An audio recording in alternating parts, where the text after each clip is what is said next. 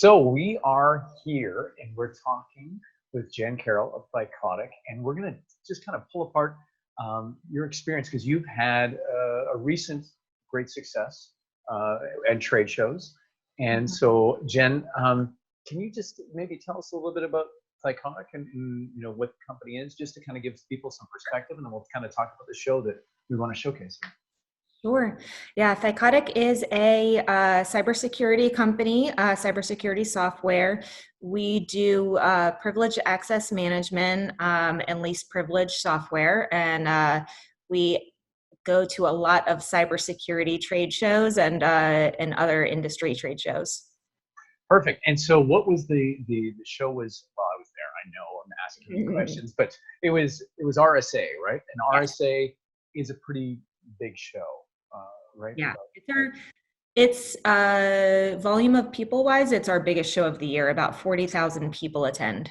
Okay. Yeah, and it's in San Francisco typically, and it's both the north and south halls of Moscone, right?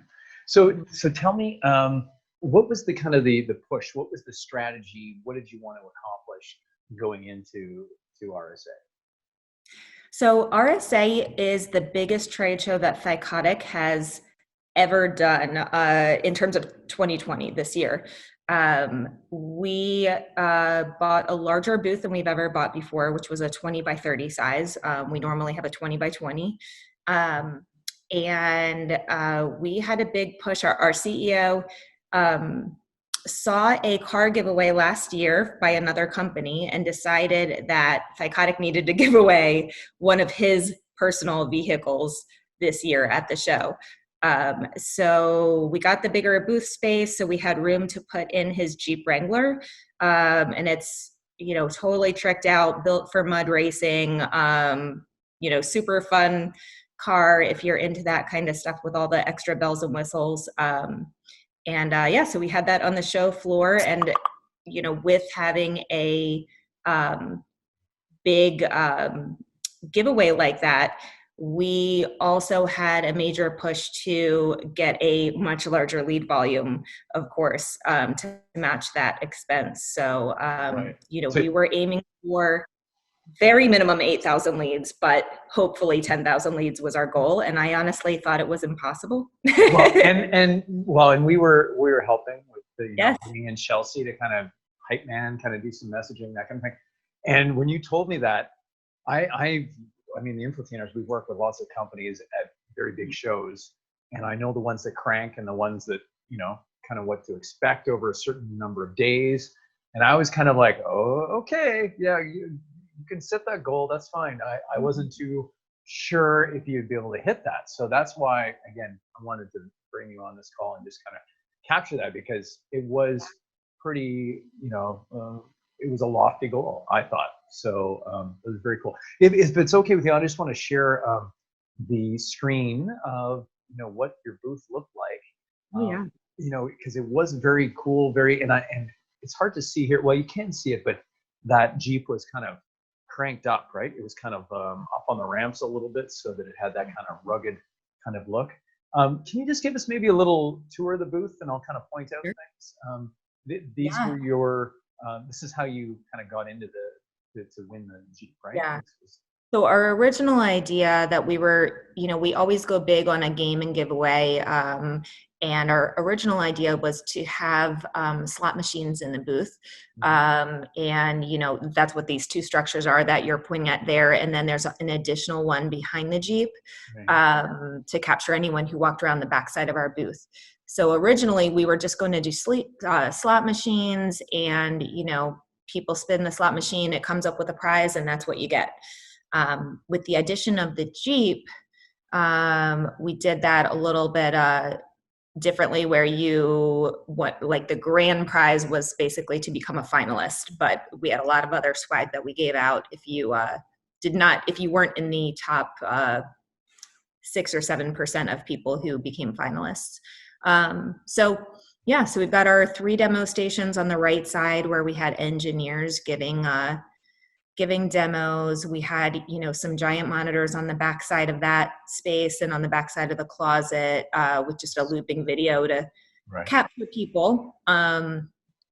And yeah, there's an example. And yeah, so our goal was just to capture attention no matter what side of the booth you were walking through, and direct as many people as possible to the slot machines and the Jeep so we could obviously scan them and capture their information.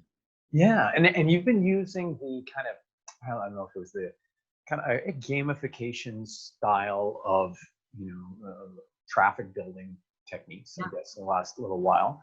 And that seems to be a trend that we definitely have seen going show to show. And so now there was a little bit, last year you had the spinning wheel, right? The big wheel. Can you Yeah. just compare the two? What was your experience in the difference of going to a slot machine where people just have to push a button and having multiple of those compared Yeah. to a big wheel kind of Well, we definitely needed to have multiple games in order to hit the 10,000 thing? lead mark.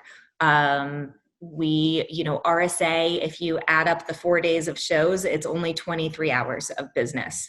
And so, we work that out to how many leads do we need to get per minute? How many leads do we have? How quickly do we have to move people through? How many seconds do we have basically with each person? And definitely we needed to have 3 slot machines in order to move that amount of traffic through in 23 hours. But last year we did the wheel. The wheel was amazing at capturing attention. Everybody who saw it wanted to play it. The drawback to it is you can't control how many times that wheel spins. And so sometimes it took 30 seconds per spin. Sometimes it took 45 seconds per spin. It Because kind of of the momentum, right? It just would keep spinning, right? yeah, like how big of a spin someone Yeah, yeah. someone did. So, we lost people because they didn't want to wait long enough to get their chance. You're right. Um, Now, so Jen, was definitely, there a spin-off? Oh, sorry. I was just going to say now the other side of it is if it doesn't take them very long to play, was there, a downside to it being over too quickly? there was, in terms of because we had so many slot machines, and they could move in and out so quickly. We always anticipate having a line. We typically have a line at all of our shows. And with having 3 separate slot machines, yeah, we weren't able to get a line. So typically we think a line's going to be created, and that gives us an opportunity to talk to everyone while they're standing there. But we were moving people through so quickly that we didn't have that opportunity, right? So for a lot of people, the first time they'll hear about us is when we do our email nurture after the show. You were too efficient in the end. We were too efficient. But you had such, high goals that you needed to make sure that you had that capacity. So that made sense. For this particular show, the directive was to, at all costs, try to hit the 10,000 lead mark. There might be other shows where it's, hey, let's try to get this lead mark, but let's focus on warming leads up. But this particular one, it was quantity. Yeah. There was definitely a strategy in behind it, because there's going to be some people who might watch that and go, oh, well, we want quality, not quantity. But the strategy was for quantity. Right. So that's the goal in this and why you would do that. Can you share with us what were some of the, you mentioned, not getting the lines kind of going like they normally happen. Was there any other challenges that you faced trying to pull this off as Sure. went leading up to it and then actually execute? Well, one of our biggest challenges always is staff, because we don't have a trade show staff per se. We pull people from different teams. So it's our engineering team and our sales team and our customer success team. And we're pulling all of those people to come and take 1 week of their life to come and do something completely different. And it's always a challenge because you don't necessarily always know how motivated they're going to be to talk to people they've never met before, and kind of jump out and be really outgoing and have that energy that you need in a trade show. So that is definitely always a challenge. And that's why we brought in you, Anders, and your team, to Sure. have Well, that momentum and keep up that energy when our team definitely starts to, hour 15, our energy levels are rapidly yeah, descending. trade shows aren't. Yeah, they're not easy. It's more of a marathon, not a sprint. So, Yeah. but now with that, the fact that you might come out hot, and then as the hours go, and typically too, if the show feels slower, it just feels even worse, right? It's when you're busy that it seems to go so fast.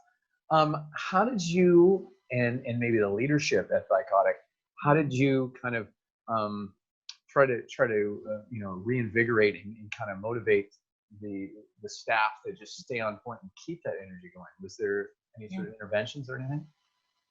We do daily meetings before the show every morning where we go over what everybody did the day before, kind of try to almost make it a challenge, right? Because we really, really give kudos to the people who went over and above and those people who are really stepping it up.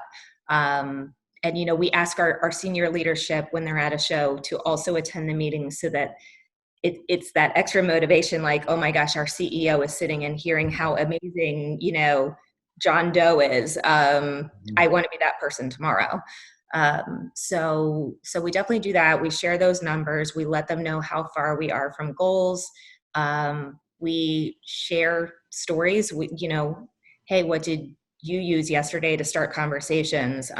So best practices kind of sharing through that you've discovered. Mhm. And okay, well, I think there's some great takeaways for people watching this, Jen, in the sense that, again, having your leadership attend those meetings, is kind of a neat pat on the back for everyone. And then also just that idea of what is working, what isn't, and collaborating in the moment. That's cool. Sorry, I kind of interrupted. Do you want to continue with that, phone? No, I was just going to say, we also asked them, like, what were your challenges? What were the things that were hard for you so that somebody else can help solve those? Yeah, that's good. Somebody else might be like, oh yeah, I had the same issue, but then I started doing this and it turned things around. So Yeah.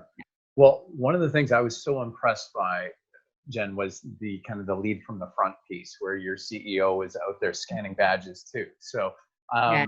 can you speak to that a little bit, just to kind of, what So that yeah, did? the Jeep that we were giving away at RSA was actually our CEO's Jeep. And that was our marketing tagline was win our CEO's Jeep. And it was, honest to goodness, it was true. It was his Jeep that we were giving away. And he was just personally invested in us hitting this lead target and knowing that his Jeep was being given away, in exchange for this massive influx of leads. So he was out there every day with a scanner, scanning people, talking up the Jeep and how amazing it was and how everyone needed to have it. And so it was great because people were able to, see like he's not above that, so Yeah. they shouldn't either. Yeah. Well, I like that's what that I thought was so great. And I mean, I was, there's show management at every show, and it was funny because I talk to them because they always see me when I'm doing my presentations. I get sound complaints that those think I'm too loud, right? And so I said, hey, how's it been going? And I go, well, we had to tell a CEO to get back in his booth, and I didn't like say that I was knew you or anything or which company. I was like, oh, really? Okay. And so it was kind of neat to hear that, though, just that the proactive hustling, Yes. is there, and that's what I think was really great. So let's kind of fast forward to kind of the end of the last day, because I do remember coming by, and there was this just like good frantic energy, at the booth as you were, nearing your goal or surpassing your goal. I'm not too sure what that was. So what did you end up, coming to, and what was that like, kind of, having those challenges and then, bringing it home? Yeah, so we did our Jeep giveaway where we, told all the finalists, to hopefully come back, but we didn't make it mandatory because we know so many people leave early on the last day. But we asked everyone to come back with an hour left in the show and had one of your infotainers do an awesome, crowd gathered. We threw out a little bit of swag into the crowd just to get everybody excited and pumped up and energetic. And then our infotainer did an amazing pitch for the company, talked to everybody about who we were and made it super fun. He was asking questions and, getting people to respond back. And then he was telling them the answer and, made it super engaging. And then we did the Jeep giveaway. So at that, we were somewhere around, we were at like 9,700 leads. And so we did a lot of hoopla there. It was really fun and exciting. And right at the end, when our CEO was there, our infotainer was there, the rest of our crew was there, and we were all like pumped, like, oh my gosh, we've got, 30 minutes left. And oh my gosh, we're at 9,700 leads. We're like 300 short of our like highest goal. And it was just, all hands on deck. Everyone was like, we're getting these 300 leads. and really led by your infotainer, who had like the most energy by far out of all of us. We just all went for it, and we hit, we ended up getting like, 10,025 or something like that. That's such a great story though. Just the pulling together, the CEO there, making it happen. And again, we'll point out that, RSA was, I felt, less attended. I don't know. Did you ever hear what the final numbers were for attendance? Like, it did feel. I heard a rumor it was like 37 or 38,000, and I think it was supposed to be somewhere like 43. But that was a rumor, so I don't know if it's accurate. So anyways, all in all, great story, great success for Thycotic. And anything did you want to add, or anything that you learned that you want to share for anyone watching if they were to try to attempt something like this on their own? What advice would you share? Yeah, well, I will first say that a lot of vetting. It was coming up with ideas, doing the math of it, again, how quickly we can move people through, and then like coming back and adding to the ideas and changing things and tweaking them and getting feedback from other people. So that was very integral in the planning. But and I'm going to start this by saying Anders did not ask me to say this in any way, shape, or form, but we couldn't have done it without your team. Like, by far, there were so many times where we were lacking energy, where your infotainer was like out in the hallway hustling, grabbing people, and like, in a way, it just like made the rest of us think like, oh gosh, if he can do it, we can do it, so it really helped pull us together. And honestly, he was just a fun addition to the team. So I would never, ever, ever try to go into a show like that with those kind of lead goals again without making you guys a mandatory part of my plan. So definitely I learned that from the experience. But just keep hustling, and like every second counts.